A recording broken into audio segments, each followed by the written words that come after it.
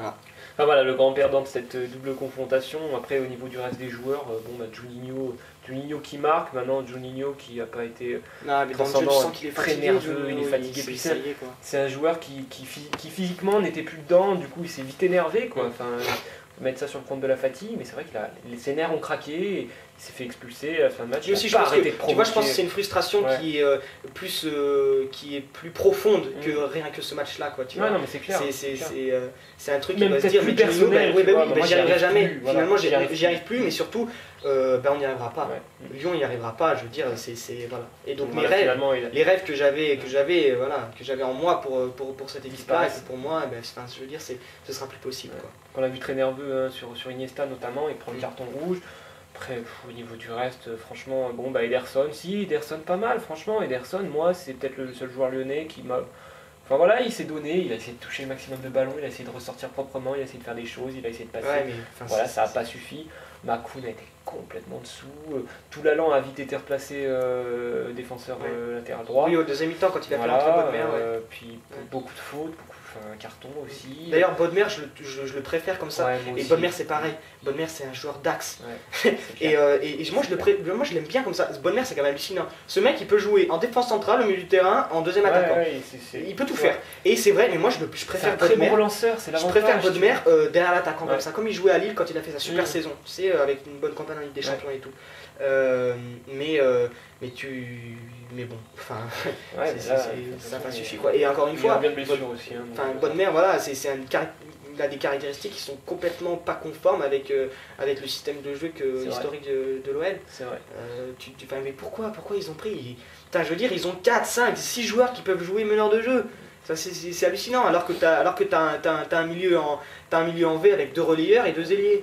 Enfin, je veux dire, où sont les ailiers, quoi. C'est pas possible, quoi. Qui est blessé, Gougou qui vieillit, merde, je sais pas, Mounier peut-être, mais bon, voilà, il est jeune, et ses performances sont pas, tu vas pas l'aligner au Barça, quoi. C'est pas possible, quoi. Tu sais, disons que dans le projet lyonnais de cette progression comme ça, ambitieuse, quoi, voilà, on va essayer ça y est, on va s'affirmer comme un grand d'Europe et on va faire des résultats en Ligue des Champions.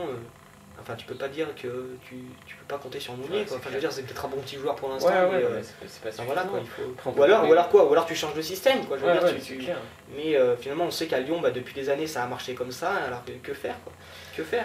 Tu sens que le banc. Après, si le recrutement n'est pas conforme à la stratégie de jeu qui est annoncée et qui est en vue pour l'avenir, enfin, c'est stupide, quoi. Enfin, faut pas déconner. Enfin, je sais pas. Enfin, bizarre. Après, on peut aussi parler de François Clerc. C'était horrible, quoi. Quelle prestation. Quelle prestation. J'ai presque envie de dire le pauvre, tu vois. Ouais, mais carrément, le mec il joue pas. Ça fait combien de temps qu'il a pas joué? 7 mois ou quoi? Il a joué tout le match, tu sais qu'il a joué tout le match contre Lille, au Stade de France. Il en pouvait plus à la fin. Il en pouvait plus, il a dit, ouais, Bastos il m'a mis sur le deuxième but lillois, il m'a mis la misère, j'en pouvais plus. Maintenant, tu vois, on peut critiquer, moi, ok, je suis d'accord, le pauvre, parce qu'il est aligné alors qu'il n'aurait pas dû et qu'il n'est pas encore assez haut niveau, même si je pense qu'il n'a jamais été au niveau. Enfin, ça, c'est un avis personnel. Maintenant, au niveau de la mentalité, tu reviens de blessure, enfin, je sais pas, quand on a subi une blessure, généralement on revient. T'as envie de jouer, quoi, t'as envie de croquer des matchs, t'as envie d'être à fond, t'as envie de retrouver ton niveau. Je crois qu'il t'as envie de le jouer au mental. Le type il débarque à la fin du match de Lille, il a débarqué en perdant. J'étais hyper surpris de jouer. En gros, j'avais pas envie, quoi. J'avais pas envie, je me sentais pas prêt. Et il a dit exactement la même chose face au Barça. Bah non, t'arrives dans ce match, je fais ouais, mais moi j'ai pas envie qu'on s'inquiète pour moi, je vais tout donner, je vais y aller avec mes capacités. Non mais c'est vrai que merde, quand t'arrives avant de jouer au New Camp et que tu dis bon ça va être très difficile et tout, c'est même pas la peine, tu vois, c'est même pas la peine. Il a regardé les déclats, il a fait bah ouais, je vais te mettre la misère mon petit, tu vois. Il s'est pas dit bah non putain lui il va mettre des renchards dans les jambes parce qu'il va jouer à l'envie, tu vois. Donc bon, quand tu es un joueur professionnel, je pense que ce genre de déclaration, ce genre de mentalité n'a pas lieu d'être. Oui, entre guillemets, voilà, c'est le coach qui a fait une connerie parce que voilà, moi j'étais pas prêt à jouer, quoi, tu vois. Bah non, c'est pas une mentalité de grand joueur, donc. D'ailleurs, j'ai trouvé que même Toulalan arrière droit, c'était mieux, tu vois. Ouais, non mais bon, aussi, bah non, de toute façon. Enfin bon, voilà, le pauvre Toulalan, quoi, le pauvre Toulalan. Puis je le voyais, enfin, je veux dire, c'est un mec qui se bat, il est énorme, quoi, Toulalan, mais. Je veux dire, il devait être dépité, quoi, dépité. Chris, il avait la tête baissée tout le match, c'était. Voilà. Aussi Grosso Visibleman aussi. Puis Lloris qui se prend 5 pions, quoi. Lloris qui se prend 5 pions. Et Lloris, finalement, on peut se dire, ouais, mais la défense, mais Lloris, sur les 2 buts de Henry, il met énormément de temps à se coucher, quoi. Énormément de temps à se coucher, hein. Je sais pas. Après c'est vrai que bon, c'est vrai que Lloris, c'est pas le premier joueur qui me viendrait à l'esprit. Non mais bien sûr, mais c'est vrai qu'il a pas. Le gardien est jamais vraiment celui qu'on peut critiquer. Il a pas pesé, c'est vrai qu'il a pas pesé positivement. Ouais. En tout cas, il a pas sauvé son équipe quoi. Il s'est noyé comme le reste de l'équipe quoi. Franchement, je pense qu'il peut être coupable. Après, il se fait délivrer par Seydou Keita sur le dernier but. Bon, tout comme le reste de l'équipe, ne pas le pointer du doigt, bien sûr, mais tout comme le reste de l'équipe, il n'a pas été. Ouais, voilà, absolument. Ouais. Non, mais dans le même paquet, en fait, je crois qu'on peut faire. Dans ce match, c'est facile, on peut faire un paquet global Lyon et un paquet global Barça. Tu vois, c'est hallucinant. Quoi. C'est hallucinant. Avec un Daniel Alves un peu moins bien que d'habitude. Ouais, mais bon. Mais voilà. Je veux dire, à un moment là, avec Messi, il se fout de la gueule de Grosso et Makoun, mais ils font un 1, 2, 3, 4, mais c'est hallucinant, mais putain, enfin bon.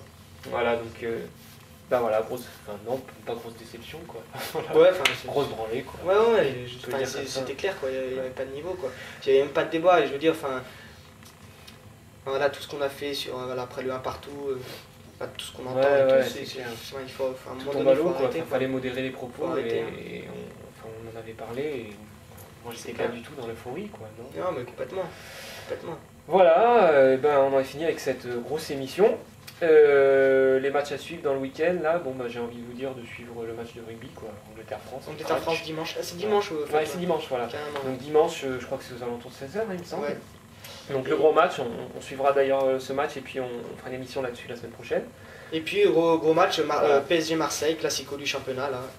À suivre aussi. À suivre avec Cessignon suspendu pour Paris, Bonnard qui est blessé pour Marseille. Ce qui est intéressant à suivre sur ce match, c'est vraiment comment les deux entraîneurs vont gérer leur effectif. Ouais, dans une semaine en vue de la Coupe de l'UEFA. En plus que ce match, en plus d'être un classico, a une importance cruciale en vue de la suite du championnat.